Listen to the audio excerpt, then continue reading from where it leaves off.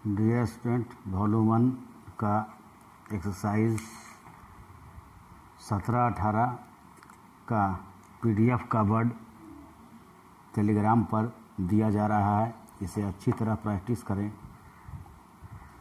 उसके बाद डिबेट लिखेंगे। धन्यवाद।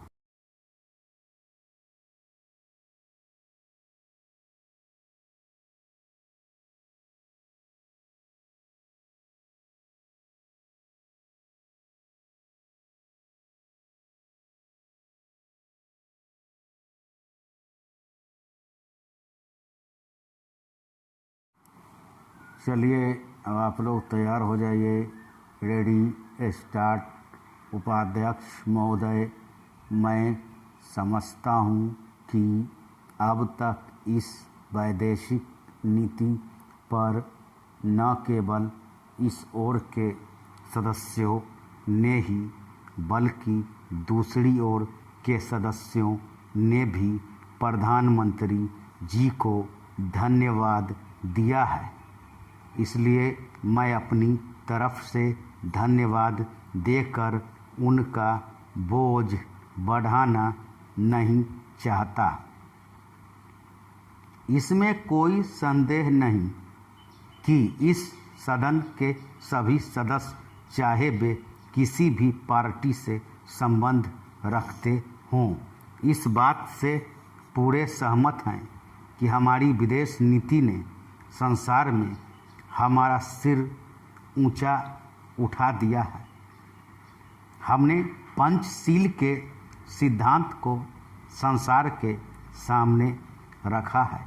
यदि हम उसके आधारभूत सिद्धांत पर दृष्टिपात करें तो हमको पता चलता है कि हमने संसार में एक जो सबसे बड़ा काम किया है वह यह है कि हमने तनाव को कम करने का प्रयत्न किया है। जिस समय हमने नई नई स्वतंत्रता प्राप्त की तो हमारे सामने बहुत से प्रश्न थे। उनके साथ ही हमारे दो बड़े गुट थे, जो कि एटम बम और दूसरे बम लिए हुए हमको चुनौती दे रहे थे कि अगर हमने उनमें से किसी एक गुट में सम्मिलित नहीं हुए तो हमको बड़ी कठिनाई होगी। उस समय भी हमारे प्रधानमंत्री ने हमारे देश की वैदेशिक नीति को इसी स्तर पर रखा, जिसके कारण आज हम संसार में अपना सिर ऊंचा उठा सकते हैं। हमने जो संसार के सामने पंचशील के सिद्धांत को रखा, उसका सबसे बड़ा फल यह हुआ कि एक सम्मेलन हुआ, जिसकी ओर मैं आपका ध्यान दिलाना चाहता हूँ।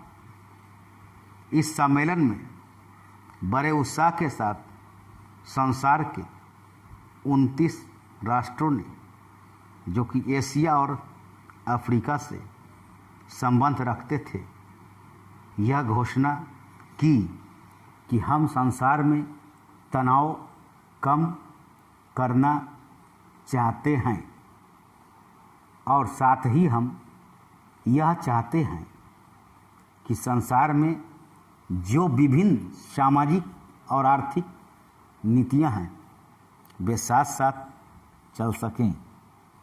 हमारी वैदेशिक नीति में जो सबसे महत्वपूर्ण चीज़ है वह है सह अस्तित्व की भावना।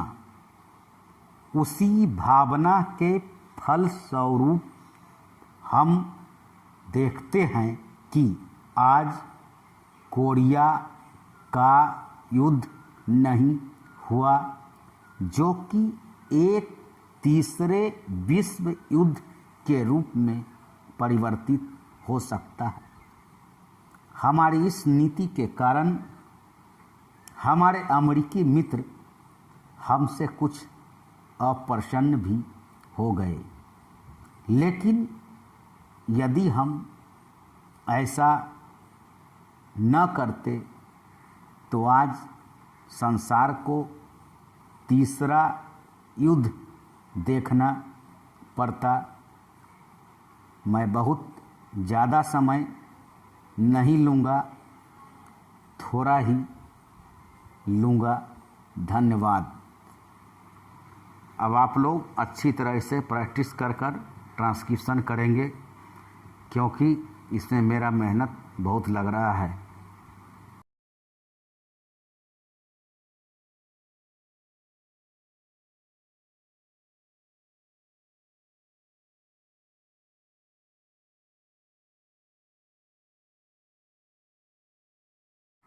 चलिए अब आप लोग रेडी रहें। स्टार्ट। उपाध्यक्ष महोदय, मैं निवेदन कर रहा था कि जब हम कोई प्रश्न उठाएं तो यह देखें कि हम इसमें से कहां तक बढ़ा सकते हैं। किसी चीज़ का मूल्य क्या हो, महंगी पड़े या सस्ती पड़े, इसको हमें विशेष नहीं देखना है। गांधी जी ने कितनी ही बार हम लोगों को यह बात समझाई कि मूल्य किसी चीज़ का रुपए पैसे में क्या है, यह कोई महत्व की बात नहीं है। आप जानते होंगे कि एक वस्तु जो कि हमारे देश में बहुत सस्ती मिलती है, वही वस्तु दूसरे देश में महंगी मिलती है।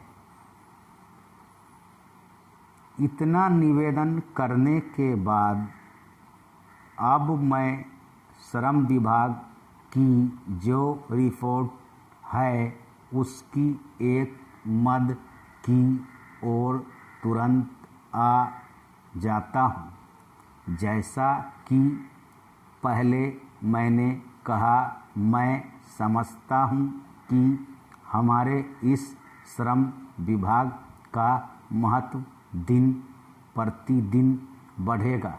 बहुत से प्रश्न हैं जिनकी तरफ आपका ध्यान भी नहीं है। उन प्रश्नों को आपको लेना ही पड़ेगा। आज आपका श्रम विभाग अधिकतर औद्योगिक श्रमिकों की ओर ध्यान दे रहा है। अभी हमारे माननीय सदस्य ने जो खेतिहर मजदूरों की दशा सुधारने की ओर भी आपका ध्यान दिलाया था और बतलाया था कि आज उनकी कैसी खराब हालत हो रही है। मैं उनसे पूरी तरह सहमत हूँ। हमारी सरकार का ध्यान देहाती श्रमिकों की ओर नहीं गया है। उनकी बड़ी बुरी हालत है। आपने उनकी दशा सुधारने के लिए क्या किया है? मैं पूछना चाहता हूँ कि जो लाखों और करोड़ों आदमी देहातों में बेकार बैठे हुए हैं, उनको मजदूरी और काम दिलाने के लिए आप क्या कर रहे हैं? करीब 7 लाख आदमी नौकरियों के लिए प्रार्थी हैं। जैसा कि रिपोर्ट में लिखा है, इनके अतिरिक्त कितने ही लाखों और करोड़ों आदमी देहातों में बेकार बैठे हुए हैं और कितने ही आधी बेकारी की हालत में हैं और श्रम विभाग उन बेकारों और आधी बेकारी वालों की संख्या पता लगाने में असमर्थ हैं। उनकी संख्या हमको कहीं नहीं मिलती है। मेरा निवेदन है कि हमारे देश में बेकारी बहुत अधिक है। जितना अधिक हम बेकारी को दूर कर सकें, उतना ही अधिक हम अपने देश और समाज को सुखी बनाएंगे। इस कार्य में आपका और आपके विभाग का दायित्व बहुत अधिक है। जो भी नया काम आरंभ होता है उसका दायित्व श्रम विभाग पर रहता है। धन जनता की भलाई के लिए खर्च होना चाहिए। धन्यवाद। सभी लोग अच्छी तरह से ट्रांसक्रिप्शन करें। ये न समझें कि खुलेगा तब आराम से लिख लेंगे, खुलेगा तब उस समय दिक्कत होगा और प्रैक्टिस नहीं करेंगे तो। इसलिए हर हाल में प्रैक्टिस करते रहें और ट्रांसक्रिप्शन करते रहें।